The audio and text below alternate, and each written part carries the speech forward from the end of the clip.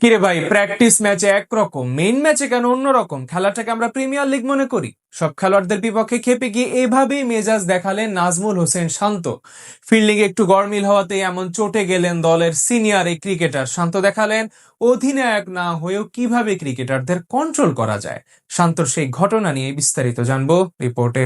নাজমুল হোসেন শান্ত one day দলের অধিনায়কত্ব ছেড়েছেন প্রায় বছর খানেক হতে চলল। বর্তমান অধিনায়কত্ব পালন করছেন মেহেদী হাসান মিরাজ। তবে এখনো যেন ফিল্ডিং থেকে শুরু করে বোলিং পরিবর্তন কিংবা সবাইকে উজ্জীবিত রাখা, সবকিছুতে চোখে পড়ে নাজমুল হোসেন শান্তরই চতুরতা। এই যেমন আজ মেজাজ হারিয়ে শাসালেন সবাইকে। ফিল্ডিং এ বডি অ্যাপ্রোচে একটু অনিয়ম দেখতে খেপে গেলেন তিনি। বর্তমানে জাতীয় দলের অন্যতম সিনিয়র ক্রিকেটারদের মধ্যে একজন নাজমুল হোসেন শান্ত। প্রায় এক দশক হতে চলল আন্তর্জাতিক ক্রিকেটের সাথে আছেন তিনি। এ সময় ওয়ানডে বাদেও টেস্ট ও টি-20-র ক্যাপ্টেন্সি করানোর অভিজ্ঞতা রয়েছে এই ক্রিকেটারের। সেখান থেকে বলা চলে বেশ ক্যাপেবল হয়ে উঠেছেন বামহাতি ব্যাটার। এছাড়া দায়িত্বশীলতার দিক থেকে শান্ত অসাধারণ। লিডারশিপ গুণ তার মধ্যে আলাদাভাবে নজর পড়ে, যার উদাহরণ হতে পারে আজকের ঘটনাটি। যেভাবে তিনি সতীর্থদের উদ্দেশ্যে কড়া কথা বলে সবাইকে সতর্ক করলেন এবং আরো বেশি মনোযোগী করে তুললেন, সেটা মনে করিয়ে দেয় পুরনো দিনের মাশরাফির কথা। মিরপুর শেরেবাংলা ক্রিকেট স্টেডিয়ামে আজ সিরিজের প্রথম ওডিআই ম্যাচে টস জিতে আগে ব্যাট করার সিদ্ধান্ত নেয় নিউজিল্যান্ড ক্রিকেট দল।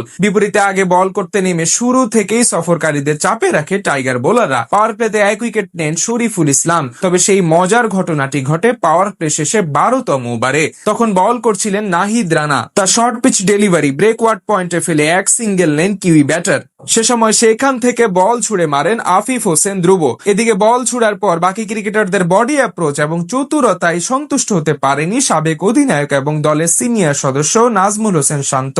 এ সময় তিনি সবার উদ্দেশ্যে বলেন, কিরে ভাই, প্র্যাকটিস ম্যাচে একরকম, মেইন ম্যাচে আরেক রকম। খেলাটাকে প্রিমিয়ার লিগ মনে করি। অর্থাৎ সবার শরীরী ভাষায় সন্তুষ্ট হতে পারেননি শান্ত। ফিল্ডারদের চেষ্টার প্রতি অভিযোগ থেকেই মূলত এমন কথা বলেছেন তিনি। কারণ ঢাকা প্রিমিয়ার লিগে সবাইকে দেখা যায় গা ছাড়া ভাব নিয়ে ফিল্ডিং ও বোলিং করতে।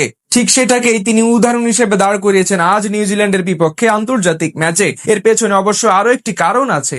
এদিন ম্যাচের প্রথম দিকে একটি ইজি ক্যাচ মিস করেছেন সাইফ হাসান। নবম ওভারে শর্ট লেন্থের ডেলিভারি ব্যাকফুট পাঞ্চ করতে গিয়ে স্লিপে ক্যাচ তুলে দেন ব্যাটার উইল ইয়ং, কিন্তু সেটি তালুবন্দী করতে ব্যর্থ হন সাইফ হাসান। সেটিও বেশ হতাশ করেছে সবাইকে। স্লিপে এমন সহজ ক্যাচ মিস করা ভালো চোখে নেয়নি কেউ। সেখান থেকে মূলত চটেছিলেন নাজমুল হোসেন শান্ত।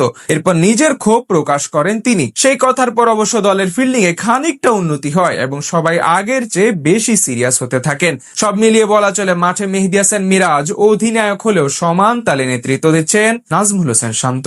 নাজমুল হোসেন শান্ত ওয়ানডে দলের অধিনায়কত্ব ছেড়েছেন প্রায় বছর খানেক হতে চলল। বর্তমান অধিনায়কত্ব পালন করছেন মেহেদী হাসান মিরাজ।